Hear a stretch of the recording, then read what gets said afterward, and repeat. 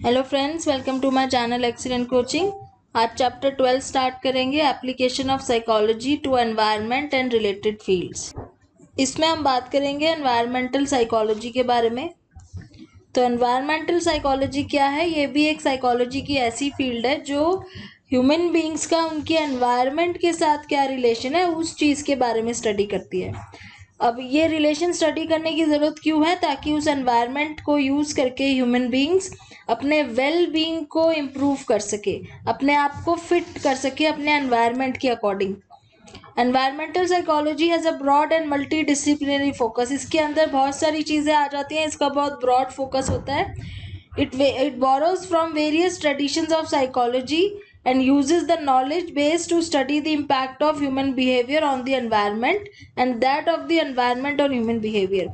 तो human behaviour का, हमारे बिहेवियर का हमारे एनवायरनमेंट पे क्या असर होता है और एनवायरनमेंट का हमारे बिहेवियर पे क्या असर होता है, दोनों ही चीज़ों के बारे में हम इसमें पढ़ते हैं।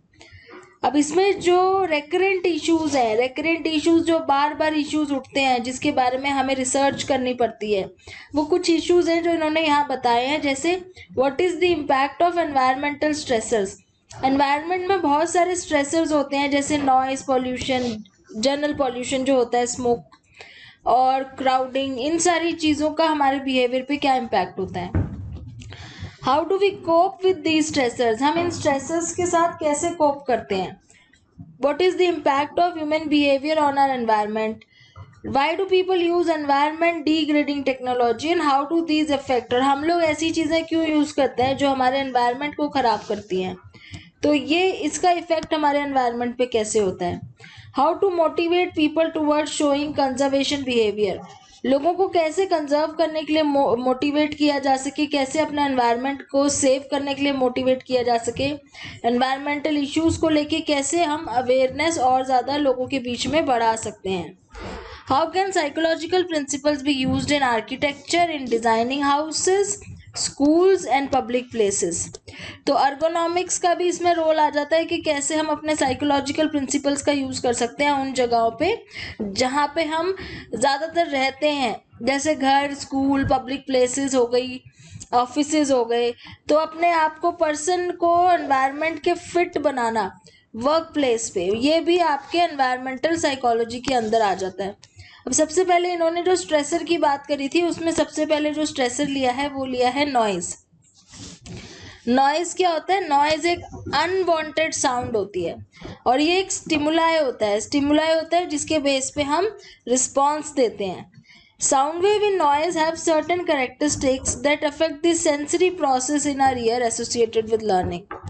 They are burden on attentional processes. अब सेंसरी प्रोसेसेस को स्टिमुलेट करता है साउंड या नॉइज, और वो एक अटेंशन प्रोसेसेस के लिए बर्डन है। क्यों? क्योंकि वो अनवांटेड है। Researchers have found wide and far-ranging effects of noise on human psychology, physiological and psychological functioning. तो रिसर्चर्स ये कह रहे हैं कि नॉइज़ का फिजियोलॉजिकल और साइकोलॉजिकल दोनों ही तरह की फंक्शनिंग पे बहुत ज़्यादा इफेक्ट पड़ता है। The effect that noise has on a person is mediated by many factors like nature of noise, human perception of noise. 5 factors that affect the nature of stressors discussed in this section on stress, that is predictability, intensity, duration, controllability and chronicity। तो ये 5 ऐसे mediating factors हैं जिसके base पे depend करता है कि हमें वो स्ट्रेसर कितना ज़्यादा प्रॉब्लमैटिक लग रहा है।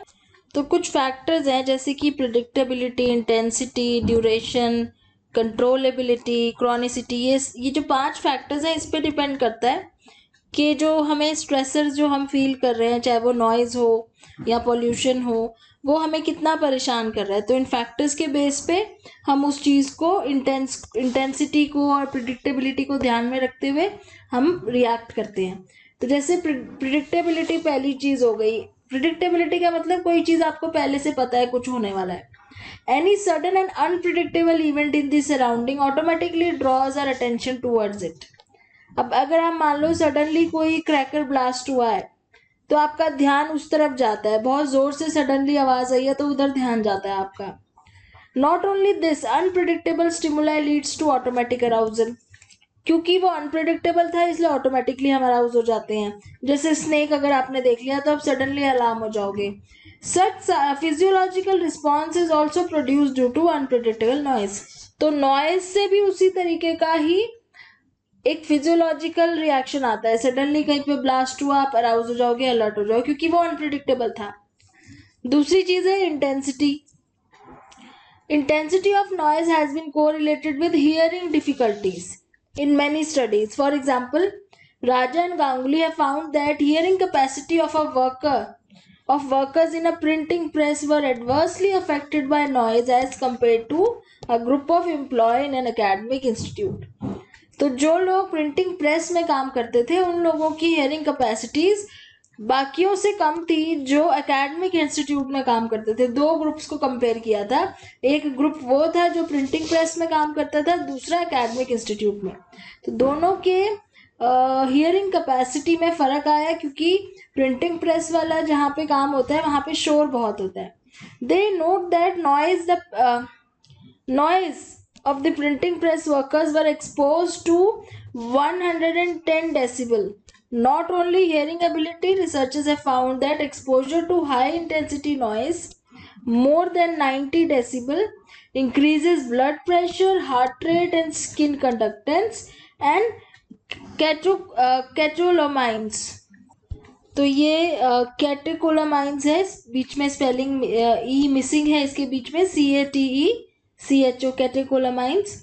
कह रहे हैं कि जब बहुत ही हाई डेसिबल साउंड से हम एक्सपोज होते हैं, वो जो अबव 90 डेसिबल होती है, उससे क्या होता है, हमारी हेयरिंग एबिलिटी पे भी फर्क पड़ता है, हमारे ब्लड प्रेशर भी इंक्रीज होता है, हार्ट रेट भी, स्किन कंडक्टेंस भी, प्लस ऐसे हार्मोन्स रिलीज होते हैं जिनको हम कैटेकोलामाइंस बोलते हैं।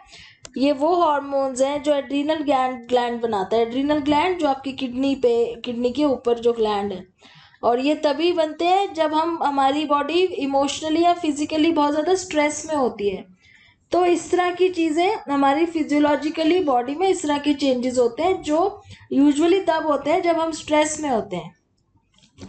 Other studies have concluded that exposure to high level of noise is related to cardiovascular disorders, digestive disorders, allergic reactions. तो हाई लेवल ऑफ साउंड में रहने से ज़्यादा देर आपको कार्डियोवैस्कुलर डिसऑर्डर्स भी होने के चांसेस बढ़ जाते हैं, डाइजेस्टिव डिसऑर्डर्स भी और एलर्जिक रिएक्शंस भी। तो इंटेंसिटी ज़्यादा होने की वजह से ये सब चेंजेस हमारे अंदर आ सकते हैं। फिर आता है ड्यूरेशन। ड्यूरेशन मतलब आप दिन में कितनी बार या कितनी देर तक उस साउंड से आप एक्सपोज हो रहे हो। In the earlier example of printing press worker, it is possible that those workers showed greater impairment of hearing capacity rather than the worker of institution because the duration of exposure to noise is also high there. तो वहाँ पे जो लोग काम कर रहे थे printing press में, उनकी हेयरिंग कैपेसिटी में इम्पेयरमेंट इसीलिए हुई क्योंकि वो बहुत देर तक नॉइज को एक्सपोज हो रहे थे वहाँ पे। If you frequently visit the disco, you must have observed that the rock music is of high intensity and anyone is exposed to it for 1 or 2 hours non-stop. This results in severe loss of hearing. तो जैसे disc वगैरह में जाते हैं तो वहाँ पे अगर आप लाउड नॉइज के को एक्सपोज होते हो ज़्यादा देर तक तो आपकी हेयरिंग लॉस भी हो सकता है। Now coming to controllability. The perceived control one has over exposure to noise affect her response to the stressor. Indeed, the effect of any environmental stressor depend on the cognitive appraisal of the stressor. तो इस पे depend करता है कि हम उसको कितना control कर सकते हैं। अगर हमें ऐसा लगता है कि हम उस चीज़ को कंट्रोल कर सकते हैं तो हमारा इफेक्ट ऑफ स्ट्रेसर अलग होता है। अगर हमें लगता है कि वो हमारे कंट्रोल के बाहर है तो हम उसको अलग तरीके से लेते हैं। तो कॉग्निटिव अप्रेजल उसका करते हैं, हम कॉग्निटिवली अप्रेज करते हैं सिचुएशन को। In the case of noise, the perceived control over exposure to noise determines one's response. When standing in a long queue for admissions, you feel very irritated and annoyed. This sometimes leads to aggression also.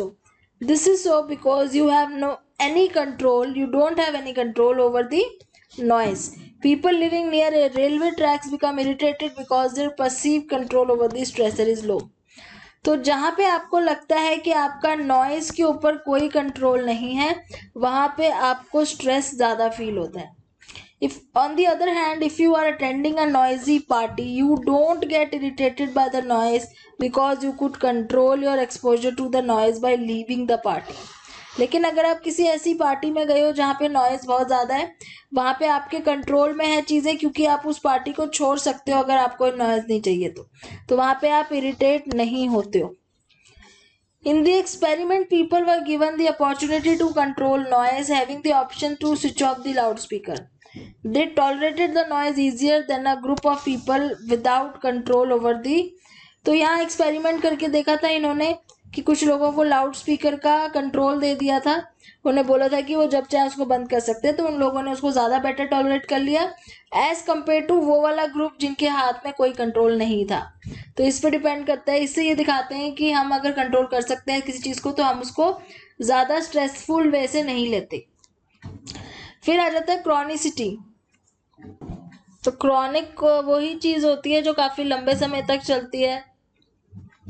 तो जैसे साइलीज का हमने journal adaptation syndrome hypothesis पढ़ा था जब हम stress के बारे में पढ़ रहे थे. उसमें दिखाया था कि धीरे धीरे हम एक टाइम ऐसा आता है कि जब हम एग्जॉस्ट हो जाते हैं स्ट्रेस को झेलते झेलते. तो इसी में ये कह रहे हैं कि when an individual is expose to a stressor for a persistent period of time, her bodily resistance become active, but after some time exhaustion happens. तो थोड़ी देर बाद तो क्या होता है, एग्जॉशन हो जाती है और उसके बाद हम स्ट्रेस हमारी स्ट्रेस को झेलने की कैपेसिटी कम हो जाती है. The response to chronic noise happens to be the exhaustion. The body stays at an over-aroused state for a long time till resources are exhausted. Then a number of physiological and psychological problems result. तो क्या होता है जब बहुत देर तक sound को आप expose हो रहे हो, तो शुरू में तो हमारी बॉडी ओवर अराउज स्टेट में रहती है, लेकिन एक टाइम ऐसा आता है जब हमारे एनर्जी एग्जॉस्ट हो जाती है बिल्कुल ही. इसीलिए जो अर्बन रेजिडेंट्स होते हैं उनको ये एडवाइस किया जाता है कि वो रेजिडेंशियल कॉलोनीज में रहें, मार्केट से दूर होती हैं, जो एयरपोर्ट से दूर होती हैं, रेलवे ट्रैक से दूर होती हैं, ताकि उनको क्रॉनिक नॉइजेस ना झेलनी पड़े, जिसका बहुत नेगेटिव इफेक्ट होता है. अब इफेक्ट्स ऑफ नॉइज पोल्यूशन से क्या क्या होता है. नॉइज पोल्यूशन से पहली चीज़ ये बात कर रहे हैं परफॉर्मेंस की. परफॉर्मेंस के ऊपर बहुत ज़्यादा इफेक्ट पड़ता है. ये रिसर्च भी करी हुई है इंडियन पॉपुलेशन पे. The general conclusion is that motor and manual performances increases with noise intensity up to a level after which performance start decreasing. तो कुछ लेवल तक तो हमारी परफॉर्मेंस इंक्रीज होती है. जैसे आपको ये ग्राफ दिख रहा होगा यहाँ पे, नॉइज लेवल धीरे धीरे बढ़ता जाएगा तो हमारी परफॉर्मेंस धीरे धीरे बेटर होती जाएगी, क्योंकि हम अराउजल स्टेट में आ जाएंगे. फिर जब और ज़्यादा डिफिकल्ट हो जाएगा टास्क तो हमारी परफॉर्मेंस डाउन चली जाएगी. जैसे मैथमेटिकल सम आप करते हो तो जितने आपको इजीली आ जाते हैं उतना तो आप म्यूजिक में भी कर लेते हो. फिर धीरे धीरे जब वो कॉम्प्लिकेटेड हो जाते हैं मैथमेटिकल सम, तो आपको म्यूजिक बंद करके ध्यान लगाना पड़ता है, तब आप नहीं कर पाते म्यूजिक के साथ साथ सम्स. तो वही चीज़ है. Performance has been found to be increase under 100 decibel noise. तो यही कह रहे हैं कि 100 डेसिबल नॉइज लेवल के नीचे परफॉर्मेंस बढ़ती है, उसके बाद वो घटना शुरू हो जाती है. From a literature survey, Uday Jain and M.N. Palsana observed that cognitive task performance can be explained by using arousal model. The Yerkes-Dodson law, we know that performance has an inverted U. तो Yerkes-Dodson law क्या है कि performance का ऐसे inverted U बनता है, U shape inverted, जिसमें क्या होता है कि जब हम कोई कॉग्निटिव टास्क कर रहे होते हैं तो कुछ लेवल तक तो वो बहुत अच्छा होता है, नॉइज़ के बढ़ते बढ़ते टास्क भी परफॉर्मेंस भी बढ़ती है, लेकिन एक पॉइंट ऐसा आता है जिसके बाद वो डाउनवर्ड्स जाना शुरू कर देता है. Specific cognitive task like vigilance and attention span also seems to be adversely affected by the noise. Beside the effect of noise on work performance, another area of concern is the effect of noise on students' performance in school. अब work performance पे तो फ़र्क पड़ता ही है, students की performance के ऊपर भी इसका बहुत इफेक्ट होता है. एक स्टडी ये बता रहे हैं स्कूल चिल्ड्रन के ऊपर करी हुई है, जहाँ पे performance was tested. The school building had 2 sides. One side was close to a railway track, hence exposed to noise from trains. The other side was free from such noise. The researchers compared students' performance on the reading assignments. If we found that reading skill of students was on the quiet side was much superior to that of students, ये तो simple सी बात है कि जो classes ऐसी होंगी जो railway track के पास वाली जो क्लासेस होंगी जहाँ पे नॉइज आती है बार बार, वहाँ की रीडिंग परफॉर्मेंस बच्चों की ऑब्वियसली बहुत खराब थी एज कम्पेयर टू दूसरी साइड के क्लासरूम जहाँ पे क्वाइट है। फिर आता है दूसरा पॉइंट, हियरिंग कैपेसिटी के ऊपर क्या इफेक्ट होता है। तो हियरिंग कैपेसिटी के ऊपर दो फैक्टर्स बहुत इफेक्ट करते हैं, एक तो intensity of noise and chronicity of noise, तो कितना इंटेंस नॉइज था और कितनी देर तक उस नॉइज से आप एक्सपोज हुए हो। Raja and Ganguly study discussed earlier showed how hearing capacity of printing press workers exposed to 110 decibel noise daily was lower than other workers। तो एक तो ये स्टडी थी ही उन लोगों के ऊपर करी थी जो प्रिंटिंग प्रेस के वर्कर्स थे, जिसमें देखा गया था क्योंकि वो रोज उस नॉइस के सामने एक्सपोज होते हैं इसलिए उनकी हेयरिंग कैपेसिटी कम हो गई थी। वाई डज दिस हैपन, ये क्यों होता है। तो ये आपको अगर ह्यूमन ईयर का वो पूरा स्ट्रक्चर याद हो जो हमने 11th क्लास की चैप्टर 5 में हमने ह्यूमन ईयर का पूरा स्ट्रक्चर डिस्कस किया था, सेंसेस वाला जो चैप्टर था आपका। आउटर ईयर होता है जो रिसीव करता है स्टिमुलाई, फिर मिडल ईयर होता है और एक इनर ईयर होता है। Some components of middle ear and ear ear vibrate in response to sound, तो उसमें जो उसके हेयर सेल्स होते हैं वो वाइब्रेट होते हैं और इनर ईयर में और मिडल ईयर में ईयर ड्रम होता है वाइब्रेट होता है साउंड के एम्पलीट्यूड और फ्रीक्वेंसी की वजह से, तो उसकी वजह से वो ईयर ड्रम वाइब्रेट होता है। तो every time sound wave strike the ear drum vibrates at a corresponding frequency, this is communicated to the brain by complex mechanism. तो जितना ज़्यादा इंटेंसिटी होगा उतना ज़्यादा स्ट्रांगली वाइब्रेशन होगी, लाउड साउंड होगा तो वाइब्रेशन भी वैसी होगी। Now guess what happens when you are expose to abnormal level of sound for a long time. अब ज़्यादा देर तक अब हाई साउंड को आप एक्सपोज हो जाओगे, अगर लाउड साउंड को आप ज़्यादा देर तक एक्सपोज होते हो तो क्या होगा, आपके ईयर ड्रम की प्लास्टिसिटी ही खत्म हो जाएगी, उसकी सेंसिटिविटी कम हो जाएगी। धीरे धीरे क्या होगा कि वो छोटे साउंड्स को पिकअप ही नहीं कर पाएगा, धीरे धीरे उसकी सेंसिटिविटी बहुत कम हो जाएगी, इसलिए ऐसा होता है। फिर मेंटल और फिजिकल हेल्थ के ऊपर क्या इफेक्ट पड़ता है। Noise is also associated with stress and arousal, तो स्ट्रेसफुल होता है नॉइज, ज़्यादा नॉइज होना, अराउजल होता है उससे, और उससे हमारी हेल्थ खराब होती है। हाई इंटेंसिटी और अनप्रिडिक्टेबल नॉइज है तो उससे हमारा हार्ट रेट इंक्रीज होता है, ब्लड प्रेशर, स्किन कंडक्शन जो हमने ऊपर अभी देखा, कार्डियोवैस्कुलर डिसीजेस हो सकते हैं, डाइजेस्टिव डिसीज हो सकते हैं, एलर्जिक रिएक्शंस भी हो सकते हैं। मेंटल एक्टिविटी को भी इफेक्ट करता है। कुछ एक्सपेरिमेंट्स की यहाँ पे ये बात कर रहे हैं जिसमें पार्टिसिपेंट्स को क्या किया था, कुछ ऐसे टास्क दिए थे जो उनको नॉइज कंडीशन में करने थे, and mental energy spent in doing the task is measured through galvanic skin response. तो गैल्वेनिक स्किन रिस्पॉन्स GSR से वो देख रहे थे कि उनकी कितनी एनर्जी, मेंटल एनर्जी यूज हो रही है उस टास्क को करने में। ब्लड प्रेशर को भी मेजर कर रहे थे और पल्स रेट को भी। The nature of sound is change to see the effect of mental work, तो साउंड का नेचर चेंज करने की कोशिश कर रहे थे बार बार, मतलब कभी उसकी फ्रीक्वेंसी बढ़ा दी कभी कम कर दी, इस टाइप से। तो उन्होंने क्या देखा कि the quiet condition is most conducive and unperiodic noise is the worst for mental work. मतलब ये कह रहे हैं कि क्वाइट कंडीशन में बहुत अच्छा काम हो पा रहा था, मोस्ट कंड्यूसिव था, और जो अनपीरियोडिक नॉइज होता है, सडनली आ जाता है, जो अनप्रिडिक्टेबल, वो सबसे खराब होता है मेंटल वर्क के लिए, उससे हमारा ध्यान बहुत ज़्यादा डिस्ट्रैक्ट होता है। फिर फोर्थ आ जाता है aggression. Aggression is a dominant response to noise pollution. Aggression क्या है, एक हमारा रिस्पॉन्स है नॉइज के against. Long time ago, I used to stay in locality which some idiots used to run devotional songs in a loudspeaker early in the morning. This often increased my levels of irritation and annoyance. Such irritation also increases when you are stuck in a traffic jam. अब जैसे कभी हम traffic jam में फंस जाएं या हमारे घर के पास रोज रोज कोई लाउड स्पीकर में सॉन्ग्स बजाए तो उससे हमें इरिटेशन होती है ना। तो वो कह रहे हैं कि वो मैकेनिज्म कैसे होता है। तो नॉइज पोल्यूशन से क्या होगा, फिजिकली आप अराउज होगे, आप उसका कॉग्निटिव अप्रेजल करोगे, कॉग्निटिव अप्रेजल में आप उसको इरिटेटिंग और नेगेटिवली अप्रेज करोगे, उससे आपके अंदर एक अग्रेशन ज़्यादा बढ़ता जाएगा। तो इस तरीके से ये काम करता है। The effect of noise pollution on aggressive behavior is mediated by two set of factors. First, the cognitive appraisal. तो अगर देखो कॉग्निटिव अप्रेजल का मतलब है आप उस चीज़ को पॉजिटिवली ले रहे हो या नेगेटिवली। जैसे अगर आप कोई रॉक कॉन्सर्ट देख रहे हो जो आपको अच्छा लगता है, आप उसको एंजॉय कर रहे हो तो आपको गुस्सा नहीं आएगा। लेकिन अगर आप ट्रैफिक जाम में फंसे हो जो आप एंजॉय नहीं करते हो, तो उस केस में छोटी छोटी बातों पे भी आपको इरिटेशन होगी। High arousal and irritation are second set of factors.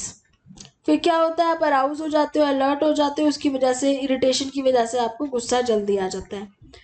You must have read news paper reports about road raises. तो इसीलिए तो आपने पढ़े भी होंगे कि सड़कों पे इतने झगड़े हो जाते हैं, लोग एक दूसरे को छोटी छोटी बात पे मार देते हैं, पार्किंग को लेके, या ज़रा सा गाड़ी इधर उधर लग जाए तो वो जो इतना ज़्यादा वायलेंस हो रहा है वो इसीलिए हो रहा है क्योंकि वो उनके अंदर एग्रेशन की तरह नॉइस पोल्यूशन जो है वो रिएक्शन निकल रहा है। फिर इसके बाद हम बात करेंगे पॉल्यूशन की। अभी हम बात कर रहे थे नॉइस पॉल्यूशन की, अब आता है पॉल्यूशन। पॉल्यूशन का इशू जो है वो तो जो दिल्ली में लोग रहते हैं उन सबको तो अच्छे से पता ही है कि पॉल्यूशन की कितना बड़ी प्रॉब्लम है यहाँ पे। एयर पॉल्यूशन अलग है, वाटर पॉल्यूशन अलग है, सॉइल पॉल्यूशन अलग है। और ये एक इतनी बड़ी परसिस्टिंग प्रॉब्लम है हमारी जो कंट्री है इंडिया में, जैसे कि और भी थर्ड वर्ल्ड कंट्रीज हैं इंडिया जैसी, वहाँ पे भी अब इनसे क्या होता है, हेल्थ प्रॉब्लम बहुत ज़्यादा होती है। टॉक्सिक पॉल्यूटेंट्स क्या करते हैं, हमारे जीन्स को भी म्यूटेट कर सकते हैं।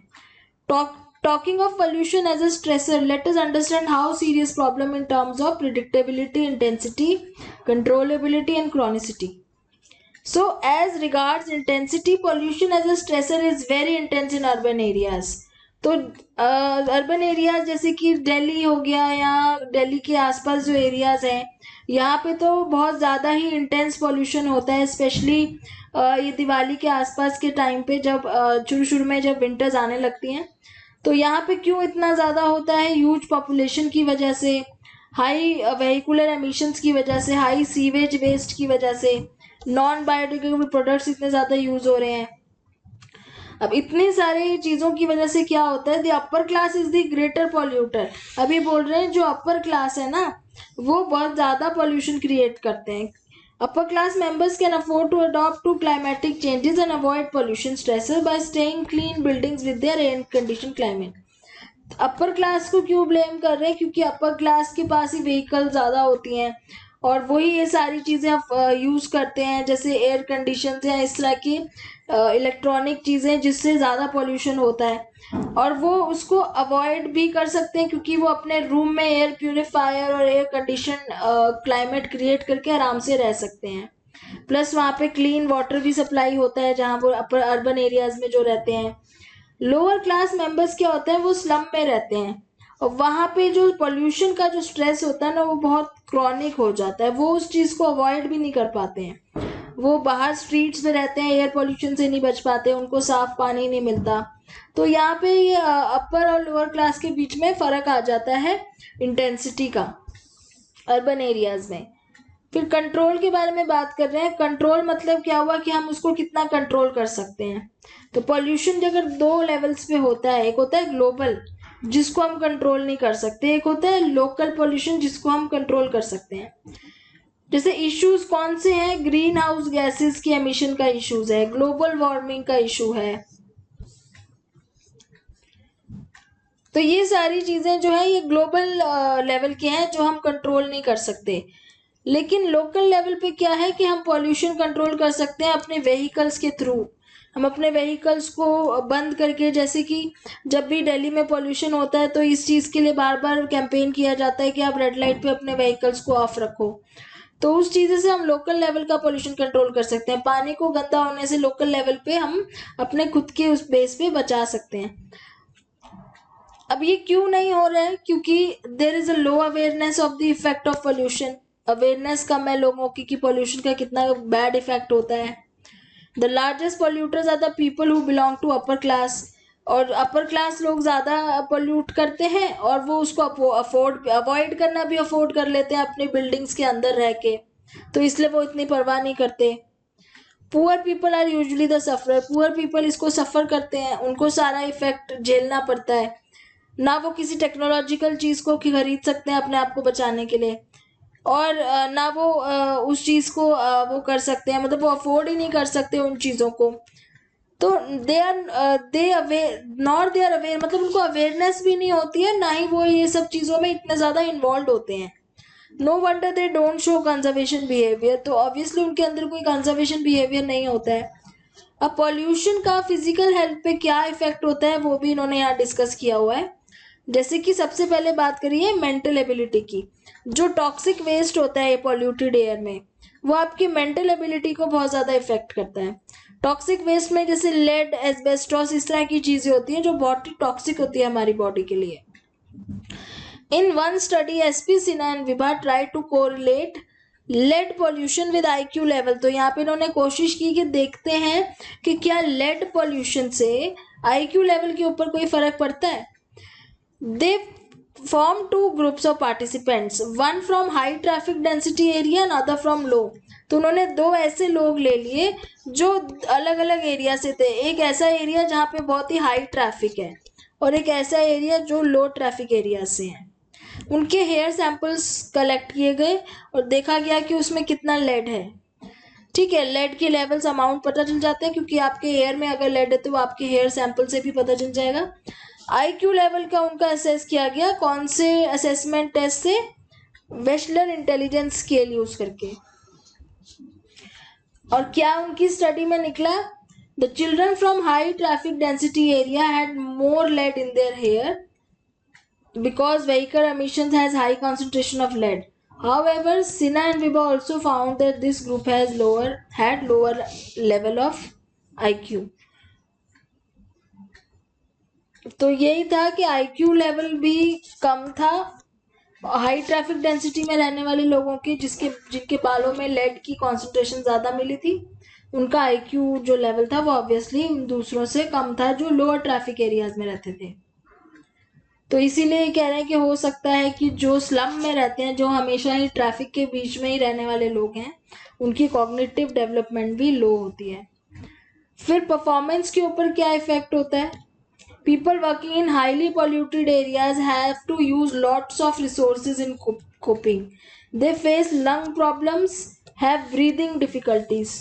तो लंग प्रॉब्लम्स होती हैं, ब्रीदिंग डिफिकल्टीज होती है, आंखों से पानी आता है, जलन होती है, ये सारी चीज़ें फेस करनी पड़ती है। जो यूजुअली भी जब पॉल्यूशन होता है यहाँ दिल्ली में, तो सांस लेने में इतनी प्रॉब्लम होती है कई बार कि गला हमेशा ख़राब ही रहता है, आंखों से पानी आता रहता है, तो इन सब से हमारी परफॉर्मेंस भी बहुत ज़्यादा ख़राब होती है। तो ये सारी चीज़ें हमारी attention, perception, memory, intelligence, respiratory system, इन सब के ऊपर इफेक्ट करता है। फिर आता है हीट एंड एग्रेशन। तो पॉल्यूशन के बाद आता है ग्लोबल वार्मिंग की, जैसे ये बात कर रहे हैं, जो कि पॉल्यूशन की वजह से ही हो रहा है। तो उस केस में क्या होता है, global warming has benefited the countries at higher latitudes. The effect of countries on tropical areas are negative. तो जो ट्रॉपिकल एरियाज की कंट्रीज हैं उसके ऊपर ग्लोबल वार्मिंग का नेगेटिव इफेक्ट है बहुत ज़्यादा। Psychologist have found that high temperatures lead to negative feeling and aggression. तो हाई टेम्परेचर्स में क्या होता है, नेगेटिव फीलिंग्स और एग्रेशन बहुत ज़्यादा हो जाती है। For example, drivers of automobiles without air conditioning were studied. तो उन ड्राइवर्स की स्टडी करी थी जो बिना एयर कंडीशन के ड्राइव करते हैं। They found that in a traffic jam horn honking of drivers increase with increase in ambience temperature. तो जब टेम्परेचर इंक्रीज हुआ तो वो ट्रैफिक जैम में बहुत ज़्यादा हॉन्किंग करते थे, क्योंकि उनके पास एयर कंडीशन नहीं था, तो उनके अंदर ये एग्रेशन और इम्पेशेंस बहुत ज़्यादा बढ़ गई थी। तो ये पॉल्यूशन का इफेक्ट था। उसके बाद नेक्स्ट वीडियो में हम पढ़ेंगे क्राउडिंग का इफेक्ट। Thanks for watching.